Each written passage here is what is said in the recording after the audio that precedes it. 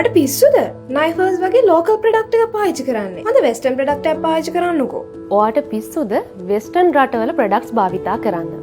Western රටවල හදන products හදන්නේ එයාලගේ ස්කින් එකට ගැලපෙන, එයාලගේ ස්කින් ප්‍රොබ්ලම් එකට ගැලපෙන ප්‍රොඩක්ට් එකක් මිසක් අපේ රටේ ස්කින් ප්‍රොබ්ලම් වලට ගැලපෙන ප්‍රොඩක්ට් එකක් නෙමෙයි. එක්සැම්පල් එකක් විදිහට මම මෙහෙම කිව්වොත් වෙස්ටර්න් රටවල අයට සන්බර්න්, ඩිස්කලරේෂන් තියෙනවද? නැහැනේ. ඒ වුණාට අපේ රටේ අයට තියෙන ලොකුම ප්‍රශ්නයක් තමයි මේක. ඒ ප්‍රශ්නෙට ගැලපෙන හොඳම ඉන්ග්‍රීඩියන්ට්ස් තියෙන ප්‍රොඩක්ට් එකක් තමයි අපි ගන්න ඕනේ. දැන් බලන්නකෝ නයිහර්බ්ස් ඩේ ක්‍රීම් එක.